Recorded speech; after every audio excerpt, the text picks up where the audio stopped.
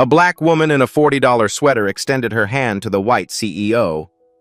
"Mr. Thornton, I'm Brenda Hayes. I'd love to discuss—" He refused to take it, stepped back like she carried a disease. "I don't shake hands with the help," his voice echoed across the ballroom. "Security! Who let this black woman in here? This is an investor gala, not a soup kitchen." He turned to his colleagues, laughing. "Look at her clothes. People like her sneak in, pretend they belong, then cry racism when we throw them out." 50 wealthy guests watched. Some laughed, some filmed. No one defended her. He refused to shake her hand tonight. But the next morning, when he walked into his own boardroom, he would find her sitting in his chair. 6 hours before the gala, Brenda Hayes sat in her corner office on the 42nd floor of the Hayes Capitol building in downtown Baltimore. The late afternoon sun painted golden streaks across her mahogany desk. From her window, she could see the harbor where her mother used to take her as a child, back when they couldn't afford anything but the free view. The walls of her office told a story that few people ever heard. A framed degree from Howard University hung next to her Wharton MBA. Both earned with honors. Both paid for with scholarships, night shifts, and determination that most people couldn't fathom. A photograph showed her shaking hands with Warren Buffett at a charity gala. Another captured her ringing the opening bell at the New York Stock Exchange, the first black woman from Baltimore to do so. A Forbes magazine cover from 3 years ago declared her the quiet billionaire. How Brenda Hayes built a $4 billion empire without anyone noticing. That was always the point. Not being noticed, flying under the radar while accumulating power, letting others underestimate her until it was far too late. Her company, Hayes Capital Partners, managed $4.2 billion in assets. She had started it with $50,000 borrowed against her first apartment, a cramped one-bedroom in a neighborhood most investors wouldn't drive through. 30 years later, she controlled more wealth than entire countries. Cassie Mills, her chief operating officer, sat across the desk reviewing acquisition documents on her tablet. Cassie was 38, a Harvard Law graduate, and one of the few people Brenda trusted completely. They had worked together for 12 years, ever since Brenda had hired her straight out of law school when no one else would take a chance on a young black woman from Detroit. "The acquisition closes tomorrow at 9 a.m., Cassie said. "Once the SEC filing goes through, we'll own 55.2% of Thornton Ridley Technologies. Full majority control." Brenda nodded slowly, her fingers steepled beneath her chin. "Good. The board doesn't know. Bradley Thornton doesn't know. They're all going to wake up tomorrow to a completely different reality." "That's exactly the idea." Cassie leaned forward. "Are you planning to attend the investor gala tonight? I can arrange the presidential suite at the hotel, private security detail, a car service. We could even coordinate with their board chairman to arrange a private introduction." "No." Brenda's voice was soft, but carried absolute finality. "I'll go alone. No security. No announcements. And Cassie, I need you to make sure no one at that event knows who I am. No one." Cassie's brow furrowed with confusion. "But in 12 hours, you'll own more than half their company. Why would you want to hide that?" Brenda stood and walked to the window. The Baltimore skyline stretched before her, glittering with the promise of evening. Somewhere out there, Bradley Thornton was preparing for his gala, confident in his power, certain of his place in the world. "Because I want to see who he really is. Not who he pretends to be when cameras are rolling. Not who he performs as when he knows he's being evaluated." She turned back to Cassie. "I want to see how he treats people when he thinks they don't matter." That evening, Brenda stood before her closet in the penthouse she shared with Jerome. Rows of designer suits hung in perfect order. Dresses worth more than most people's annual salaries. Jewelry that could fund a small foundation. She chose none of it. Instead, she selected a simple cream cashmere sweater from the back of the closet. $40 from a department store. Navy trousers, sensible flats, no designer labels, no visible wealth. Her husband Jerome appeared in the doorway, watching with quiet understanding. At 62, he still carried himself with the authority of a man who had spent 30 years as a federal judge. "Interesting outfit choice," he observed. "It's a test." She fastened her mother's old Timex watch around her wrist. It was worth maybe $200. Her mother had worn it through 40 years of nursing shifts. "Mama always said you can judge a person by how they treat people they think have no power." She met Jerome's eyes in the mirror. "Tonight, I find out exactly who Bradley Thornton really is." Brenda arrived at the Grand Monarch Hotel at 7:30. She had taken an Uber instead of her usual town car. No driver waiting at the curb. No assistant handling logistics. Just a black woman in simple clothes walking into one of the most exclusive events in Baltimore.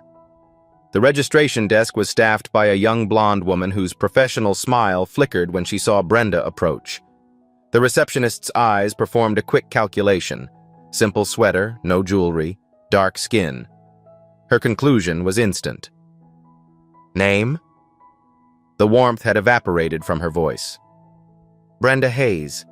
Hayes Capital Partners." The receptionist scrolled through her tablet with obvious skepticism. Found the name, but there was no VIP flag, no special instructions, just another entry among hundreds. She handed Brenda a generic name tag without making eye contact, the kind given to minor investors and plus ones, the kind that said, "You don't matter here." Brenda entered the ballroom and felt the atmosphere immediately. Crystal chandeliers scattered light across $100,000 dresses and $10,000 suits. Men with silver hair and gold watches clustered around the bar. Women dripped with diamonds that could pay off mortgages.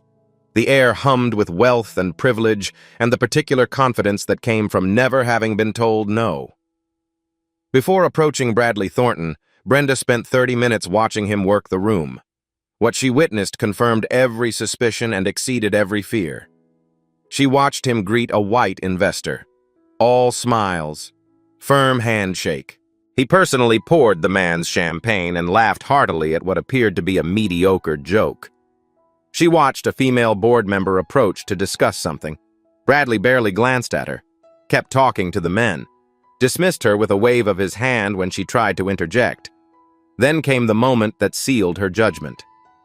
A black waiter approached to refill champagne glasses.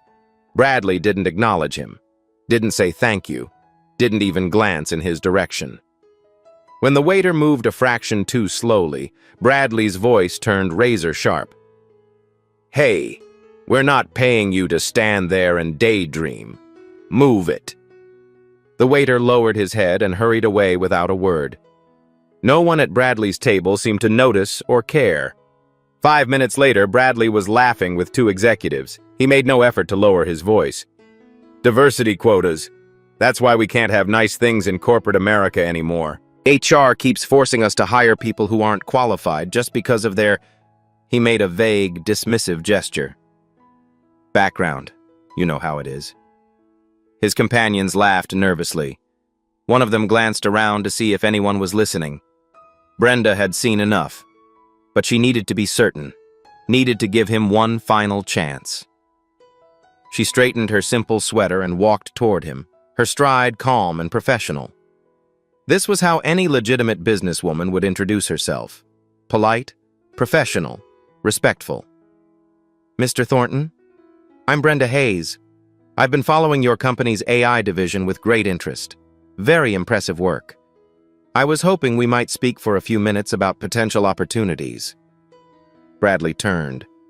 His eyes moved with practiced assessment. Face, clothes, skin. The evaluation took less than 3 seconds. She could almost see the labels forming in his mind. Black. Simply dressed. Nobody important. His lip curled with contempt. "I don't shake hands with the help." The words struck like a slap across the face. But Brenda didn't flinch. "Sir, I'm not—" "Security!" The shout echoed across the ballroom like a gunshot. Conversations stopped mid-sentence. Champagne glasses froze halfway to lips. 50 pairs of eyes turned toward the confrontation. Bradley was enjoying the attention now. He played to his audience with theatrical outrage. This is exactly why we need better security at these events. This is how these people operate. He gestured at Brenda with undisguised contempt. They sneak in. They put on their best goodwill outfit. They pretend they belong. And then they cry racism when we throw them out. Several people in the crowd actually laughed. Others pulled out their phones, eager to capture the spectacle. No one, not a single person, stepped forward to intervene. 2 security guards materialized at Brenda's sides. Large men in dark suits with earpieces and expressionless faces. "Ma'am, you need to come with us, now." She didn't resist, didn't argue, didn't give them the satisfaction of a scene. She simply began walking toward the exit with more dignity than anyone else in that room possessed. The lobby offered no sanctuary from the humiliation. As security escorted her through the marble corridor, she encountered Richard Sims, the company's chief financial officer, arriving late. He was adjusting his tie when he noticed the commotion. "What's going on here?" he asked the guards. "Woman tried to crash the investor event. Mr. Thornton wanted her removed immediately." Richard studied Brenda with the same clinical assessment Bradley had performed. Simple clothes, no jewelry, black skin. His conclusion was identical and instant. "Ma'am, this is a private event for serious investors. If you're here with the catering company, the service entrance is around the back of the building, next to the dumpsters." "I'm not with catering." Brenda's voice remained steady despite everything. "My name is on your guest list. Brenda Hayes. Hayes Capital Partners." Richard touched his earpiece, checking with the registration desk. Confirmation came quickly. Yes, the name was listed, some small investment firm nobody recognized. He shrugged with elaborate indifference. "Well, regardless of what any list says, Mr. Thornton has made his decision. This clearly isn't the right environment for someone like you. I'd suggest leaving quietly before this becomes more embarrassing." He walked past her without another word, disappearing into the ballroom where the party continued uninterrupted by basic human decency. The security guards released Brenda's arms once they reached the main entrance. She stood alone on the sidewalk, the sounds of laughter and clinking glasses floating through the doors behind her. Inside, her humiliation was already forgotten. Just another inconvenience dealt with. Another person who didn't know their place. But someone had been watching. Someone had recorded everything. Inside the men's restroom, Devin Price was staring at his phone with trembling hands. He was 23 years old, 3 months into a prestigious internship that was supposed to launch his career in finance. His mother had cried actual tears of joy when he got the acceptance letter. She had worked 2 jobs for 18 years to give him opportunities she never had. Now he held a video that could destroy everything he had worked for. 4 minutes and 23 seconds of footage. Bradley Thornton's words captured in perfect, damning clarity. The laughter of the crowd, the security guards grabbing a dignified woman's arms, and that smile she had given him at the end when she looked directly at his camera. The smile that said she knew something no one else in that room could possibly understand. Devin texted his college roommate. "I have video of TRT's CEO being racist as hell. What should I do?" The response came in seconds. "Post it, burn the whole thing down." But Devin hesitated. His finger hovered over the share button. This was his career, his future, everything his mother had sacrificed for 18 years. Then he thought about his mother. How many times had she come home exhausted with stories just like this? How many times had she been dismissed, ignored, humiliated by people who looked at her skin and saw nothing worth respecting? "Tomorrow," he typed back. "I want to see what happens first." He saved the video to his cloud storage, backed it up twice, and waited. Across town, Brenda sat in her hotel suite, still wearing the $40 sweater. Her mother's watch ticked quietly on her wrist. She called Jerome. "How did the test go?" he asked. "He failed. Spectacularly. Worse than I imagined possible. Tell me everything. He called me the help. Had security drag me out in front of 50 people. Suggested I belonged at a soup kitchen instead of his precious gala. Said, people like me sneak in and pretend to belong. She checked her watch. 10:45 p.m. The acquisition closes in 10 hours and 15 minutes. Tomorrow at 9, I'm going to walk into his boardroom, sit in his chair, and show him exactly who he refused to shake hands with. 9 o'clock Saturday morning arrived with surgical precision. In her hotel suite, Brenda Hayes signed the final acquisition documents. Her signature was steady, unhurried, absolute. She had been planning this moment for 3 years, since she first identified Thornton Ridley Technologies as an undervalued company crippled by toxic leadership. The leadership problem was about to be solved. At exactly 9 a.m., the SEC filing became official. $780 million transferred electronically between accounts. Hayes Capital Partners now owned 55.2% of Thornton Ridley Technologies. Majority control, voting power, the ability to hire and fire at will. Financial news alerts began cascading across terminals worldwide within minutes. Bloomberg. Unknown PE firm acquires majority stake in TRT. CNBC. Mystery buyer takes control of tech giant overnight. Reuters. Hayes Capital Partners emerges as surprise TRT acquirer. At 9:15, Bradley Thornton strolled into TRT headquarters with a coffee in hand, still basking in the afterglow of last night's successful gala. His assistant intercepted him before he reached his corner office, her face pale with anxiety. "Sir, the board is requesting an emergency meeting. Right now. Immediately." "About what?" "There's been an acquisition. A majority acquisition. Someone bought controlling interest overnight."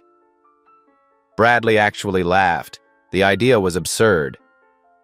"That's completely impossible. Our stock isn't structured for hostile takeovers. And who would have that kind of capital without me knowing about it?" "Sir, they're waiting in the boardroom. Everyone is there." Still chuckling at the apparent misunderstanding, Bradley made his way down the executive corridor. This was obviously some filing error. Perhaps a hostile bid attempt that his lawyers would crush within the hour. He pushed open the boardroom doors with his usual confidence. Every seat was occupied. Walter Hoffman, the chairman, stood by the window looking like he hadn't slept in days. Richard Sims stared at the conference table as if searching for answers in the wood grain. The other board members sat in shell-shocked silence. And at the head of the table, in Bradley's chair, someone was sitting with their back turned. "What the hell is this?" Bradley demanded. "Who is sitting in my—" The chair slowly rotated. Brenda Hayes looked up at him with perfect calm. Same cream sweater, same simple watch, same serene expression. The same black woman he had thrown out of his gala 12 hours ago. "Good morning, Mr. Thornton." Her voice was pleasant, almost warm. "We met last night, though I didn't get the chance to properly introduce myself. You were too busy calling security." Bradley's face cycled through colors, white with shock, red with rage. Then a sickly gray as reality began to penetrate. "My name is Brenda Hayes. I'm the founder and CEO of Hayes Capital Partners." She placed a thick folder of documents on the table. "And as of 9 o'clock this morning, my firm owns 55.2% of your company." The silence was absolute. No one moved. No one breathed. "You can verify with your legal team if you'd like. Take your time. I've been patient for 3 years. A few more minutes won't matter." Bradley's mouth opened and closed several times before words emerged. You planned. You dressed like that to see how you treat people you think don't matter?" "Yes."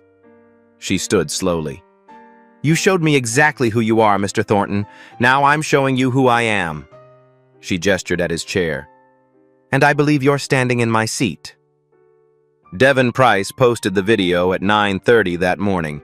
His finger had hovered over the button for 15 agonizing minutes while he wrestled with doubt and fear and the memory of his mother's tired eyes. Then he saw the news alerts about the acquisition. Hayes Capital Partners, Brenda Hayes. The woman in his video was the woman who now owned the company. He pressed post. His caption was simple and devastating. TRT CEO refuses to shake black woman's hand, calls security on her. Plot twist. She just bought 55% of his company. The internet exploded. Within 1 hour, the video reached 500,000 views. Within 3 hours, it crossed 10 million. By noon, it was trending in every major country on Earth. The algorithm had found something irresistible, racism caught on camera, followed by instant, perfect karma.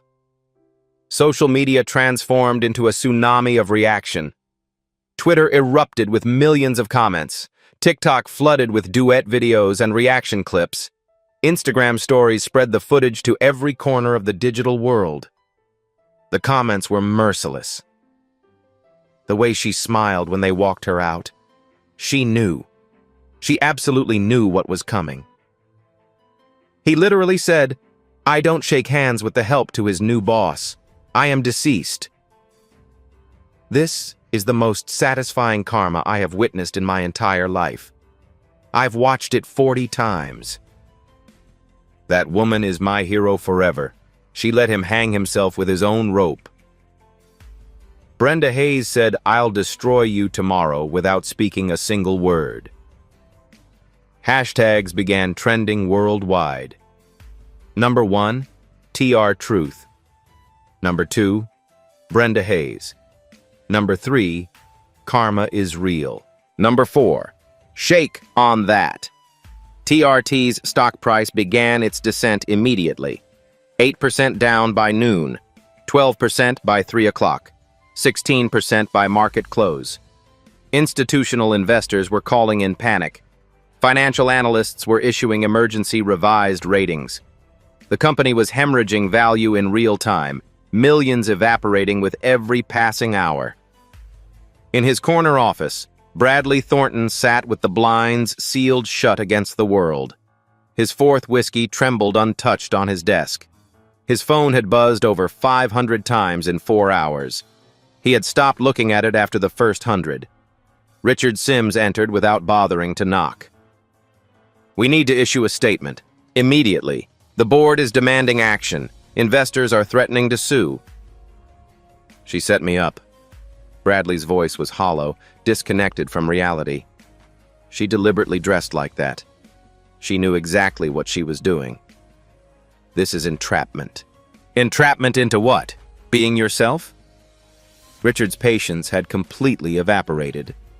"She stood there politely and gave you every opportunity to act like a decent human being. You chose to humiliate her instead. On camera, in front of 50 witnesses. That's entirely on you."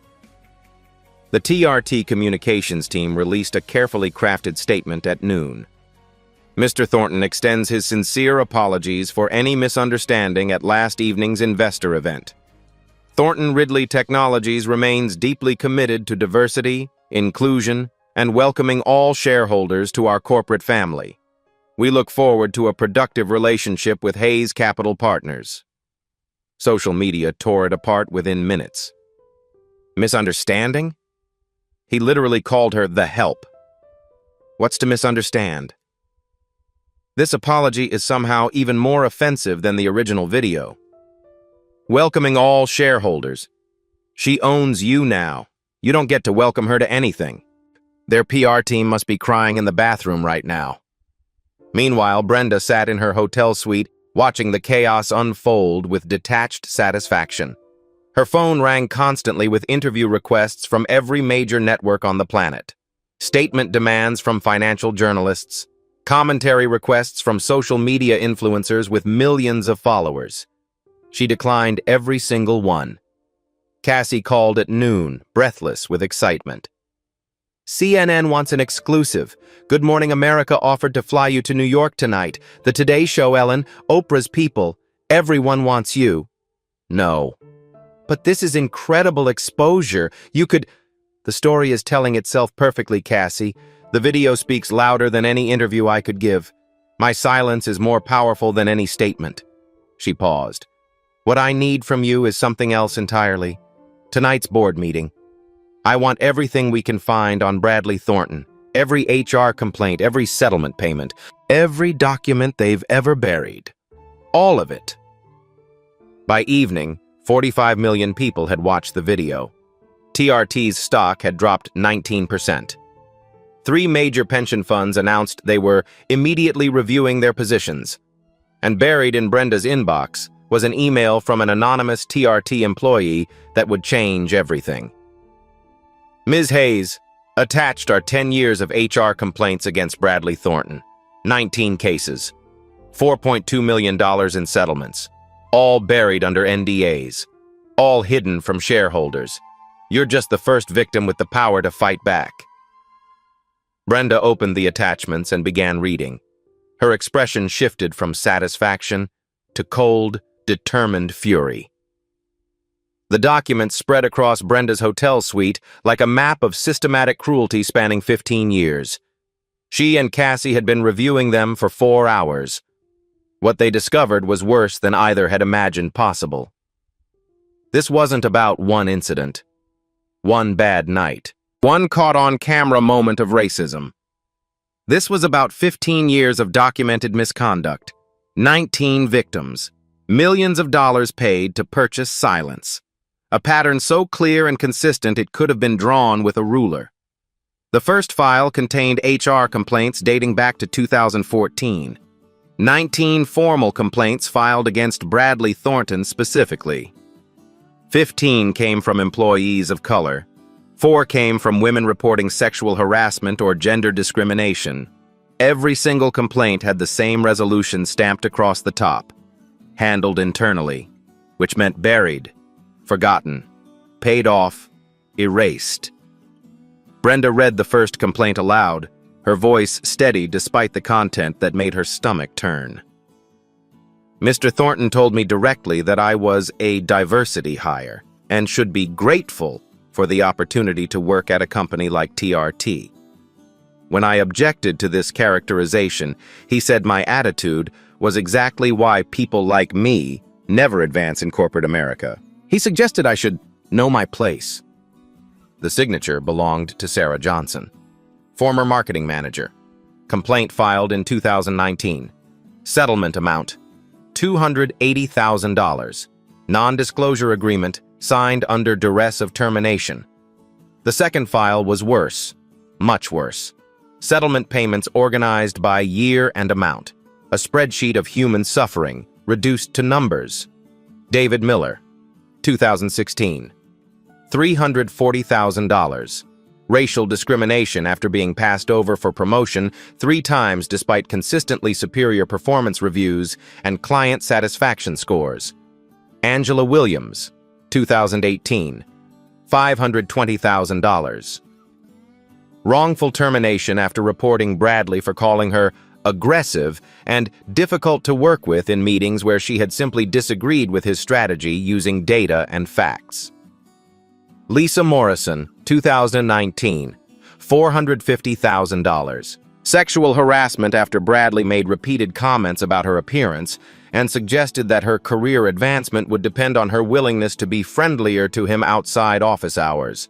James Patterson, 2021, $890,000. Racial discrimination and retaliation after James formally reported Bradley to HR and found himself demoted, transferred to a dead-end department, and eventually forced out within 3 months.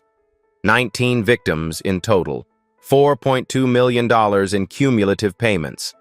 Every single one bound by an ironclad non-disclosure agreement that prevented them from ever speaking publicly about what they had endured. The third file contained internal emails that proved the cover-up went all the way to the top. Bradley Thornton to the HR director, March 2020. I need you to stop bringing me these ridiculous sensitivity complaints. I run this company. I built this company. If people can't handle direct feedback and honest management, they shouldn't be working in a competitive corporate environment.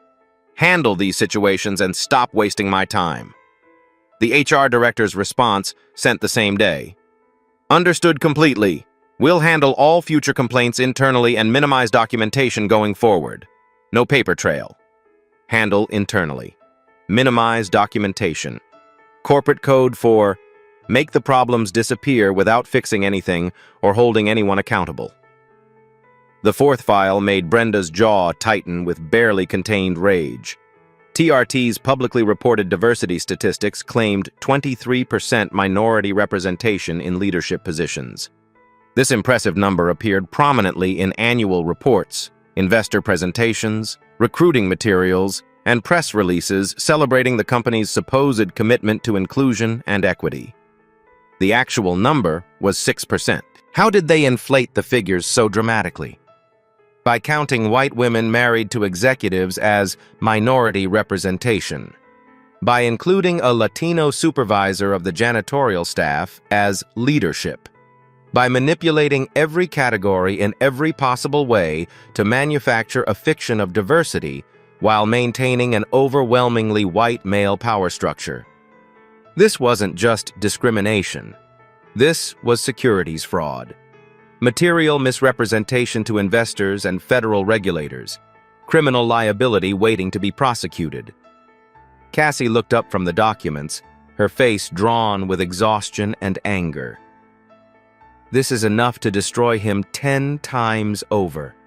Maybe 20. Destruction isn't the goal.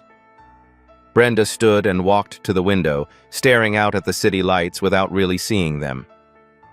Accountability is the goal. Justice is the goal. These 19 people signed NDAs under threat of losing their jobs, their references, their ability to work in this industry again. They can't tell their stories. They were silenced by money and fear and a system designed to protect men like Bradley Thornton. She turned back to Cassie. But I can tell their story. I have the platform. I have the evidence. And now I have the power.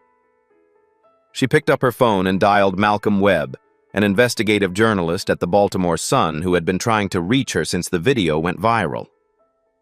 Ms. Hayes, thank you for calling back. I've been covering workplace discrimination for 20 years. Would you be willing to... I have something better than an interview, Mr. Webb. I have documents. 10 years of documented discrimination at TRT, buried settlements, falsified diversity reports, systematic cover-ups. Are you interested in seeing them? Malcolm was extremely interested. By 5 o'clock, former TRT employees were beginning to speak publicly for the first time. The viral video had given them courage. Their NDAs prevented discussing specific settlement terms, but they could finally share their experiences in general terms.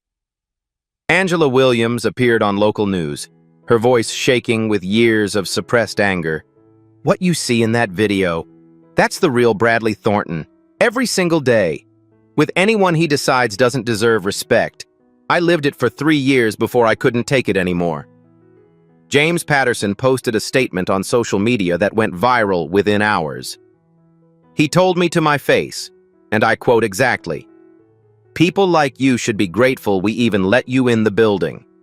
I gave that company 5 years of my life, 5 years of being constantly reminded I didn't belong." At 7 o'clock that evening, Bradley Thornton was making desperate phone calls from his home office. "Walter, you have to postpone this meeting. I need more time. Time to prepare a proper defense. Time to get my lawyers coordinated. This is clearly a coordinated attack, and I need..." Walter Hoffman's voice was exhausted, drained of all patience and sympathy. He had been fielding calls all day from panicked board members, furious institutional investors, and journalists hungry for any comment. "She owns 55%, Bradley. If she wants a meeting tonight, we're having a meeting tonight. That's not my decision to make. That's simple mathematics. That's how corporate governance works when someone else holds majority control. I built this company. 15 years of my life. I took TRT from a nothing startup to a $3 billion enterprise. And apparently you spent those 15 years systematically discriminating against employees, covering up settlements, and lying to shareholders about diversity numbers." Walter's voice hardened. "There's evidence, Bradley. documents with your signature, emails in your own words, and a video with 60 million views showing exactly who you are when you think no one important is watching. Bradley's voice turned pleading, desperate. Walter, we've known each other for 20 years. We've golfed together. Our wives are friends. You have to help me. You have to... If you want any chance whatsoever of surviving tonight's meeting, you need to do one thing. Apologize. Really, truly apologize. Not a press release written by lawyers. Not corporate damage control. Look Brenda Hayes in the eye and admit you were wrong. Apologize? To her? After she deliberately engineered this entire... She didn't engineer anything, Bradley. She stood there politely and gave you every opportunity to act like a civilized human being. You chose to humiliate her in front of 50 witnesses instead. That's entirely on you. The line went dead. An hour later, Rachel Thornton came home from a day spent away from the house, away from her husband, away from the life she had built on willful ignorance. Bradley was on his 5th whiskey, watching news coverage of his own destruction. His face appeared on every channel. The video played on endless loop. Commentators debated whether this was merely the end of his career or the beginning of criminal prosecution. "I'm voting against you tonight," Rachel said from the doorway. Her voice was calm, resolved, final. He turned slowly, the glass trembling in his hand. "What did you say?" "At the board meeting. I'll be voting with Ms. Hayes for your removal as CEO. I wanted you to know before it happens. You're my wife, Rachel. 25 years. And for 25 years, I've watched you treat people exactly the way you treated that woman last night. I've heard your jokes at dinner parties. I've seen how your assistants cycle through every few months, always leaving with haunted expressions. I've pretended not to notice which employees suddenly disappear after filing complaints. Rachel, you don't understand the pressures of... I understand perfectly." Her voice remained steady as stone. "I've been making excuses for you my entire marriage, telling myself you were just direct, that business was tough, that the people who complained were too sensitive or playing the race card." She shook her head slowly. "That video showed the whole world who you really are.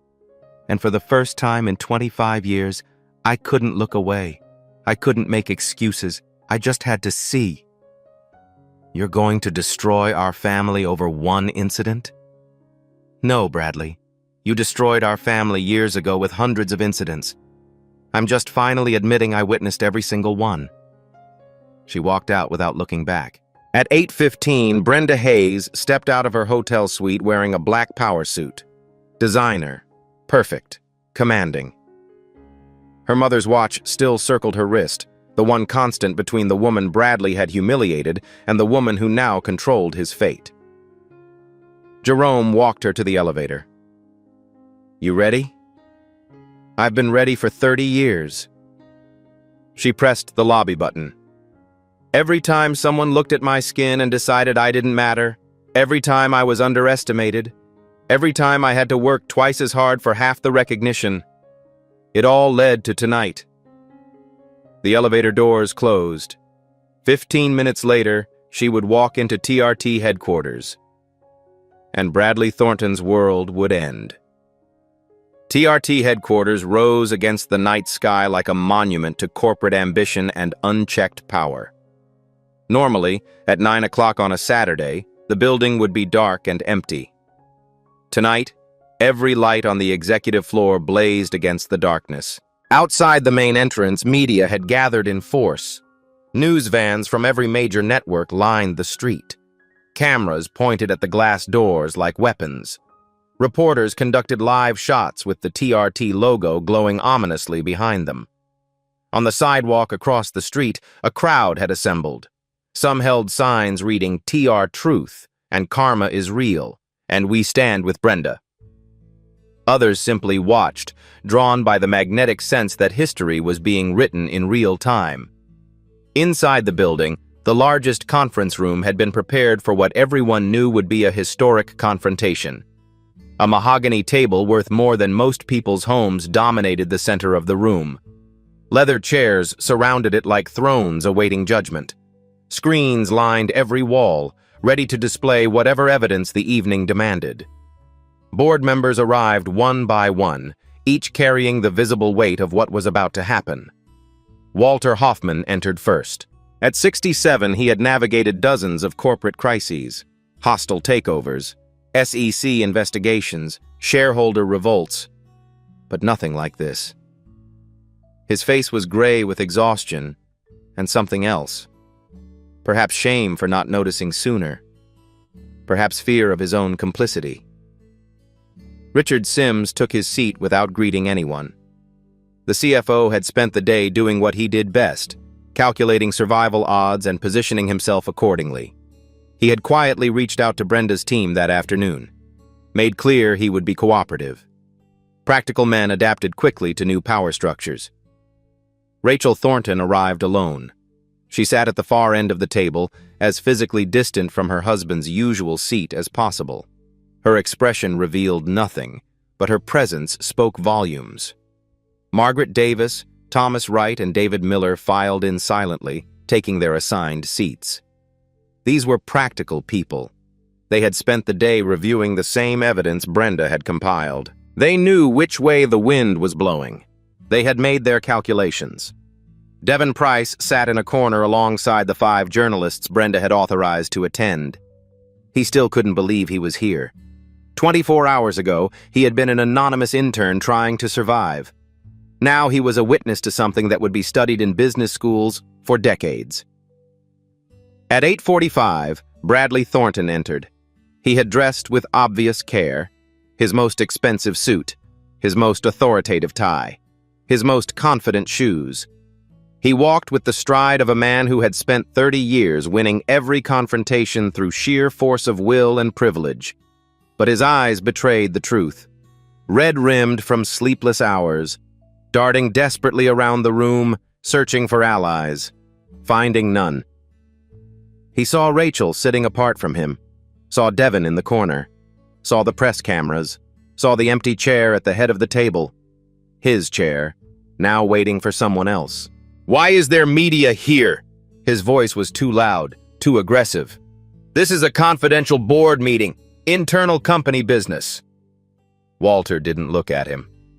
The majority shareholder requested transparency. That's her legal prerogative. "This is outrageous. This is a violation of—" "Sit down, Bradley. It's almost 9. At exactly 9 o'clock, the double doors swung open. Brenda Hayes walked in, black power suit, perfect posture. Every step deliberate, measured, and absolutely certain. She moved with the authority of someone who knew exactly where she belonged and exactly what she was about to do. The room rose, not because protocol demanded it, not because anyone instructed them. They rose because her presence commanded it. Everyone except Bradley. He remained seated, jaw clenched so tight the muscles in his neck stood out like cables. Brenda walked directly to the head of the table and sat down in his chair. "Let's begin." The first slide appeared on every screen simultaneously.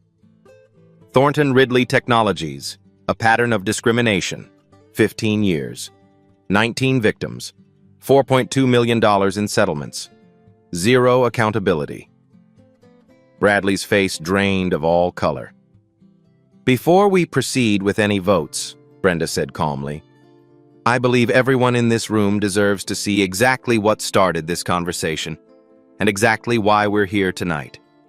She pressed play. The video from the gala filled every screen in the room. 4 minutes and 23 seconds of crystal clear footage. Bradley's words echoed off the walls, somehow even more damning in this context than they had seemed to the millions who watched online. "I don't shake hands with the help.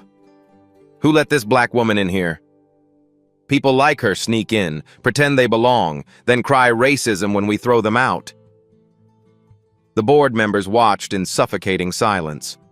Even those who had seen the video before couldn't look away. Seeing it in this room, at this table, with Bradley sitting right there unable to escape, it transformed viral content into courtroom evidence. When the video ended, Brenda continued without pausing for reactions. That video represents what happened to me. One incident, one evening, but Mr. Thornton's behavior didn't start last night, and I wasn't his first victim. I was simply the first victim with the resources to fight back. Second slide, HR complaints. Over the past 15 years, 19 formal complaints were filed against Bradley Thornton, 15 from employees of color, 4 from women reporting harassment or discrimination. Quotes appeared on screen, one after another. He told me I was a diversity hire and should be grateful. He said clients wouldn't be comfortable with someone who looked like me. He referred to me as that black guy in meetings, while I was sitting right there. Walter Hoffman looked physically ill. Margaret Davis had tears forming in her eyes. Third slide. Settlement money. $4.2 million was paid to silence these 19 people, all under non-disclosure agreements, all buried in legal expenses, never reported to shareholders, never disclosed to this board. A chart appeared showing payments by year. The amounts were staggering. Did anyone in this room know about these payments? Brenda asked. Heads shook around the table. Even Walter looked genuinely stunned. Fourth slide.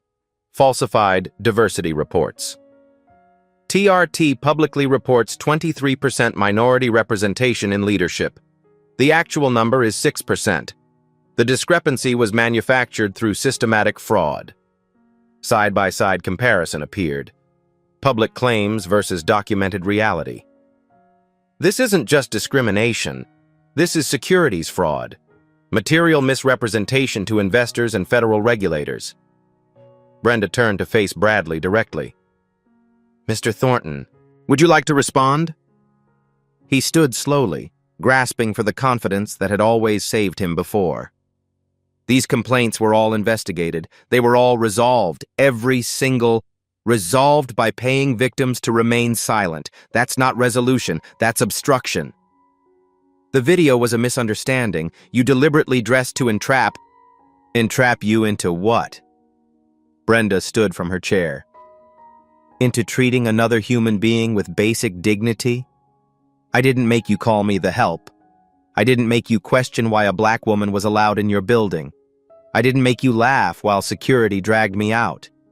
Those were your choices. She walked toward him slowly. Here's my question. In 19 complaints, in $4.2 million of settlements, in 15 years of documented misconduct. She stopped directly in front of him. Did you ever once apologize? Did you ever look any of these people in the eye and say, I was wrong? Bradley had no answer. Oh, that's what I thought. Brenda returned to the head of the table. I move for a vote of no confidence in Bradley Thornton as CEO. The moment stretched like a held breath before execution. Every camera was recording. Every eye was fixed on the board members around the table. History balanced on the edge of 7 votes. We'll proceed by roll call, Walter announced, his voice heavy with the weight of what he was about to officiate. Richard Sims. The CFO didn't hesitate. He had calculated the odds. He knew which side of history he needed to be on. In favor of removal. Bradley's head snapped toward him like he'd been slapped. They had worked together for 12 years, shared hundreds of meals, closed deals worth billions. Richard didn't meet his eyes, didn't even glance in his direction. Margaret Davis. In favor. Thomas Wright. A pause. Wright had golfed with Bradley for a decade, had attended his children's weddings, had sat beside him through 100 board meetings and shareholder calls. In favor. David Miller. In favor. Rachel Thornton. The room shifted. Every head turned toward Bradley's wife, the woman who had stood beside him for 25 years, who had hosted his parties, who had smiled through countless events exactly like the one last night. Rachel rose slowly from her chair, For the first time all evening, she looked directly at her husband, not with anger, not with satisfaction, only with a profound and exhausted finality. In favor of removal. The words landed like physical blows. Bradley actually staggered backward, grabbing the edge of the table for support. Rachel. His voice cracked, broke, became something small and pathetic. 25 years, how can you? That's exactly why I have to. She remained standing, her voice steady as granite. 25 years of looking the other way. 25 years of pretending not to notice. 25 years of telling myself you were just direct or demanding or under pressure. She shook her head slowly, finally releasing decades of self-deception. That video showed me what everyone else sees. What I refused to see because it was easier to look away. I should have done this years ago. I'm sorry it took this long. She sat down without another word. Walter cleared his throat. And as chairman of this board, I also vote in favor of removal. He set down his pen with ceremonial finality. The motion passes unanimously, 7-0, with one abstention from Mr. Thornton himself. Bradley, effective immediately, you are removed as Chief Executive Officer of Thornton Ridley Technologies. The cameras captured everything. The verdict, Bradley's crumbling face, Rachel's composed dignity, the historic moment when a man who had spent 30 years believing himself untouchable learned the truth about accountability. Bradley stood frozen in place. 15 years. Everything he had built, everything he had believed himself to be, collapsing in real time. You can't do this. His voice was barely above a whisper now. This is my company. I made this company. Without me, there would be nothing here. You would all be nothing. Brenda rose from her chair. No, Mr. Thornton. It was never your company. It belongs to the shareholders who trusted you with their investment, to the employees who gave you their labor and their loyalty, to the 19 people whose careers you destroyed and whose pain you bought and buried in legal files. She walked toward him with measured steps. Last night, you looked at me and saw nobody. You saw my skin and my simple clothes and decided I wasn't worthy of basic human courtesy. You told everyone I didn't belong. She stopped directly in front of him. Eye to eye, equal to equal, victor to vanquished. But here's what you never understood. I didn't need your handshake to belong. I didn't need your approval to succeed. I built everything I have while people exactly like you underestimated me. I succeeded not because of the system you represent, but in spite of it. She extended her hand one final time. Now you need to shake my hand, Mr. Thornton. Now you need my approval. She held the position for 3 long seconds while cameras flashed and history recorded itself. Then she lowered her hand. And honestly, I don't think you've earned it. She turned to Walter. Security can escort Mr. Thornton from the building, and please ensure he uses the main entrance, in full view of the press. We wouldn't want anyone to think he doesn't belong. 2 security guards approached. They positioned themselves on either side of Bradley like bookends of justice. As he was led toward the door, he passed Devon Price, the intern, the young black man whose courage had started the avalanche. Bradley stopped. Something ugly and desperate twisted his face. You destroyed everything I built. Devon's voice was absolutely steady. No, sir. You destroyed yourself a long time ago. I just made sure the world finally witnessed it.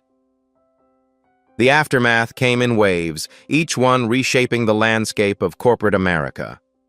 Within 24 hours, Bradley Thornton's resignation became official.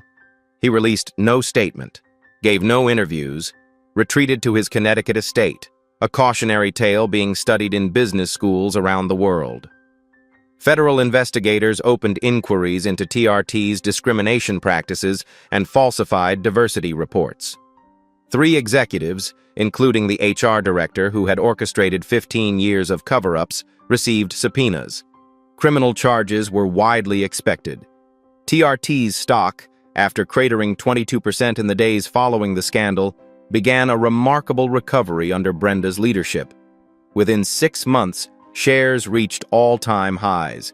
Investors, it turned out, responded enthusiastically to transparency, accountability, and genuine corporate reform.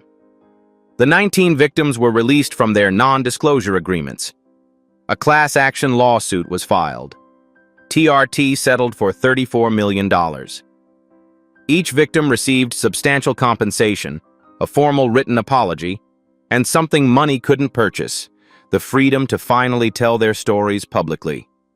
Devin Price never returned to his internship. He didn't need to. Brenda Hayes offered him a full-time position at Hayes Capital Partners.